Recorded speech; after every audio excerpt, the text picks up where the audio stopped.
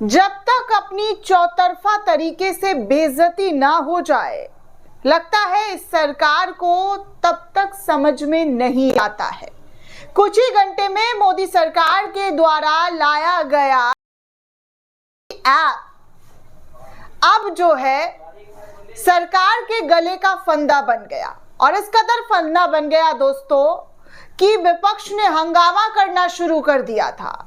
राहुल प्रियंका ने तो मोर्चा खोल लिया और सीधे तौर पर कहा कि ये एक जासूसी करने का मोदी सरकार का नया तरीका है। उसके बाद फिर क्या था, मोदी सरकार कुछ ही घंटों में बैकफुट पर आ गई है। और अब जो नया स्टेटमेंट सामने आया है ज्योतिरादित्य सिंधिया का, जो दूरसंचार मंत्री हैं, उनके जरिए क्या कुछ कहा गया, कैसे पलटी मार लिया गया है, वो सब कुछ आपको इस खबर में बताने वाली हूं। वीडियो को आखिर तक जरूर देखिएगा और लोगों तक भी शेयर कीजिए जिस ऐप का ये लोग अभी वाहवाही कर रहे थे, देश हित की बात कर रहे थे, देश सुरक्षा की बात कर रहे थे, सिक्योरिटी की बात कर रहे थे। अब उनको अपने ही बयान बदलने पड़ रहे हैं। ये स्थिति, ये हालत है हमारे नेताओं की। पहले तो अच्छा करके पूरे देश में गा दो कि भैया बहुत बढ़िया चीज हम लेकर के आ रहे हैं, लेकिन जब इसका विरोध होना शुरू होता है, जब इसके बारे में लोग जानना और समझना चाहते हैं, सवाल पूछना शुरू करते हैं, तब ये कैसे मुंह के बल खाते हुए नजर आ रहे हैं। आपको इस रिपोर्ट में पूरी जानकारी मिलने वाली है कि हमारे भारतीय जनता पार्टी के जो नेता गण है वो कोई भी लगता है स्कीम लाने से पहले सोचते नहीं है, बस उनको अच्छा लगता है वो लोगों तक लाकर थोपने की कोशिश करते हैं। यही कई दफा देखने को मिला। आज सुबह भी मैंने आपको रिपोर्ट बताई थी जहां पर एक एप्लीकेशन आपके फोन में इंस्टॉल्ड होगा और उसको आप कभी डिलीट नहीं कर पाएंगे, चाह करके भी आप इस ऐप को डिलीट नहीं कर सकते थे, जिसको लेकर विपक्ष ने तो हंगामा किया ही, साथ में भक्तगणों ने भी हंगामा किया और जमकर सरकार को नकारा सरकार और जासूस जैसे शब्दों से नवाजना शुरू कर दिया। अब हालत ये हो गई है कि हमारे मंत्री साहब ज्योतिरादित्य सिंधिया साहब आए और कह रहे हैं कि ये जो ऐप है जो फोन में इंस्टॉल्ड होगा वो आप अनइंस्टॉल भी कर सकते हैं, आप डिलीट भी कर सकते हैं, ऐसा ऑप्शंस आपको मिलेगा। मतलब आप सोचिए कि किस तरीके का स्कीम देश के और जनता के लोगों के सामने लाकर रखा जाता है, जिसके बाद इनकी भद पिटती है, भद बेइज्जती होती है। उसके बाद इनको एहसास होता है कि ये तो कुछ ज़्यादा हो गया है, ये कुछ एक्सट्रीम लेवल का हो गया है, इसलिए अब इस चीज़ को वापस कर लेते हैं। इस वक्त विपक्ष की इन तमाम मुद्दों पर बड़ी जीत हुई है। राहुल गांधी, प्रियंका गांधी की बड़ी जीत हुई है दोस्तों, क्योंकि लीडर ऑफ ऑपोजिशन के तहत अगर देखा जाए तो इस चीज़ का इन दोनों ने मिलकर जमकर विरोध किया है। विपक्ष ने भी खूब विरोध किया है दोस्तों। प्रियंका गांधी ने तो सीधे तौर पर सरकार को जासूस बता दिया कि अब ये यही करेंगे। प्रियंका गांधी की स्टेटमेंट भी मैं आपको दिखाऊंगी, लेकिन उससे पहले मैं आपको बता दूं ज्योतिरादित्य के स्टेटमेंट जो उनके जरिए कही गई है। ज्योतिरादित्य सिंधिया ने क्या कहा है और किस तरीके की बातें दूरसंचार साथी ऐप को लेकर कहा है। दरअसल दोस्तों, सभी मोबाइल फोन में साइबर सिक्योरिटी ऐप संचार साथी को प्री इंस्टॉल करने के दूरसंचार विभाग के आदेश के बाद विवाद बढ़ने के बाद आज केंद्र सरकार की तरफ से ज्योतिरादित्य सिंधिया की सफाई आई है। केंद्रीय संचार मंत्री ज्योतिरादित्य सिंधिया ने कहा है कि ये कंपलसरी नहीं है, चाहे तो यूजर इसे डिलीट कर सकते हैं। केंद्र सरकार ने 1 दिसंबर को स्मार्टफोन कंपनियों को ये आदेश दे दिया था कि वो स्मार्टफोन में सरकारी साइबर सेफ्टी ऐप को पहले से इंस्टॉल करके बेचे। इसके लिए 90 दिन का समय तक उनको दिया गया था। इस फैसले पर कांग्रेस नेता, विपक्षी पार्टियों ने जमकर विरोध किया।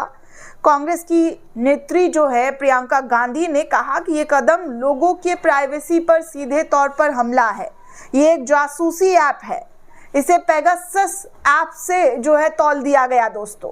कहा गया कि सरकार हर नागरिक की निगरानी करना चाहती है। प्रियंका गांधी ने जमकर सरकार पर अपनी भड़ास निकाली। उन्होंने कहा कि साइबर धोखाधड़ी की रिपोर्टिंग के लिए सिस्टम जरूरी है, लेकिन सरकार का ताज़ा आदेश लोगों की निजी जिंदगी में अनावश्यक दखल देने जैसा है।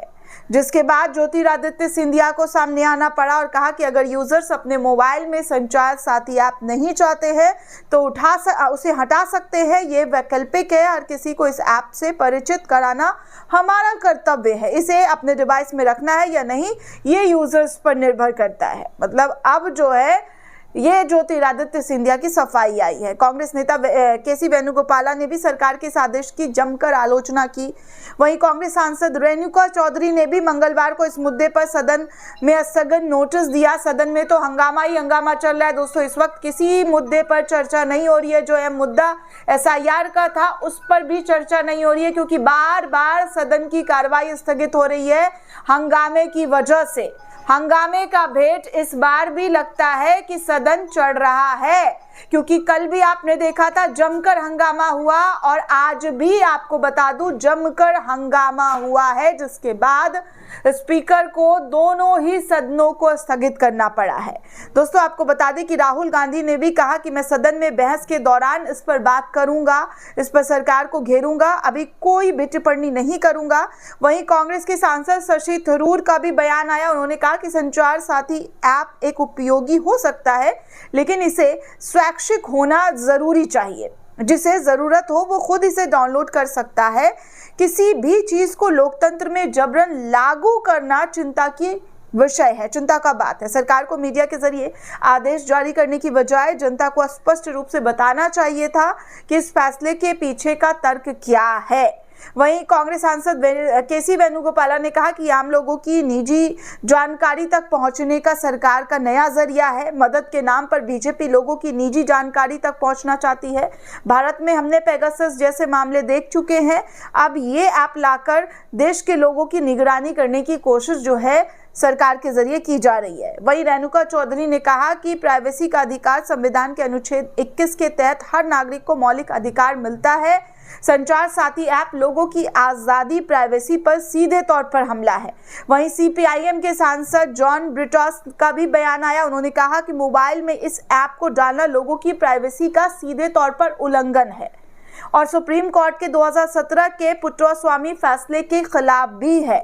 ये ऐप हटाया भी नहीं जा सकता, यानी 120 करोड़ मोबाइल फोन में इसे अनिवार्य किया जा रहा है, जो कि गलत है। अब सरकार जो है स्मार्ट कंपनी का जो आदेश दिया गया था उससे मुकरती हुई नजर आ रही है और कह रही है कि ये ऐप जो है आप डिलीट कर सकते हैं। ऐसा कोई मतलब सिस्टम नहीं है कि आपको इसे डिलीट नहीं करने का कोई ऑप्शन है, आप इसे डिलीट कर सकते हैं। तो ज्योतिरादित्य सिंधिया जो है वो इस पूरे मामले पर अपना बयान स्टेटमेंट दे चुके हैं। देखिए एक और जो पत्रकार है उनका भी स्टेटमेंट आया। वो कह रहे कि संचार साथी पेगासस की अवैध संतान है, ये हर नागरिक पर निगरानी रखने की हिटलरी साजिश है। बिग बॉस डरा हुआ है, उसे हर तरफ साजिश दिख रही है, इसलिए पूरे देश को ही सर्विलांस स्टेट में तब्दील किया जा रहा है। ये बेहद खतरनाक है, लोकतंत्र और देश विरोधी है, ये नीचता का उल्लंघन है, तानाशाही का एक और प्रमाण है। सावधान सावधान सावधान जैसे शब्दों का इस्तेमाल इनके जरिए किया गया है। जाहिर सी बात है दोस्तों, आप जो पॉइंट ऑफ व्यू देश के सामने रख रहे हैं इसके लिए आपने पहले से ही फ़ोन में जो सिक्योरिटी है उसको लेकर आपने IMEI नंबर जो है उसके ज़रिए ट्रेस कर सकते हैं। अगर आपको इतना ही सुरक्षा की चिंता है और लोगों के मोबाइल फ़ोन्स चोरी हो जाए तो उसको सर्विलांस पर डाल कर जो है आप खोज सकते हैं, ढूंढ सकते हैं। तो अपनी सिक्योरिटी चीज़ों को जो और भी चीज़ें हैं उसको मजबूत कीजिए जिससे फ़ोन चोरी ना हो सके। ये क्या मतलब नया आप लतीफ़ा लाकर रखने लग गए और देश को बताने लग गए कि बहुत अच्छी चीज़ है। हो गई ना, भद पिट गई ना, अब करवा ली बेइज्जती।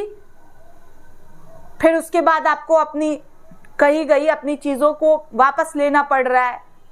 मतलब सरकार के स्कीम को लेकर दोस्तों कभी भी मैं श्योरिटी के साथ नहीं कह सकती हूँ कि भैया ये बहुत बढ़िया स्कीम है। मुझे इन सालों में तो दिखाई नहीं दिया कि आप जो है इन स्कीम्स के बारे में खुलकर बात कर सकते हैं कि हाँ सरकार के द्वारा जो लाया गया है इस पर अच्छे से बैठकर डिबेट किया जाए और इसकी खूबियां बताई जाए। ऐसी ऐसी चीज़ें लाई जाती है, ऐसे ऐसे कानून पास करवा दिए जाते हैं जिसका हमेशा विरोध होता है और कुछ विरोध इस कदर हो जाता है कि उनको अपने लाए गए अपने दिए गए आदेश को पलटना पड़ जाता है। दोस्तों, इस पूरे रिपोर्ट को लेकर आप क्या सोचते हैं, आपकी क्या प्रतिक्रिया हमें कमेंट करके जरूर बताइएगा। साथ ही साथ चैनल को ज्यादा से ज्यादा लाइक, शेयर और सब्सक्राइब करना बिल्कुल भी ना भूलें। जय हिंद दोस्तों।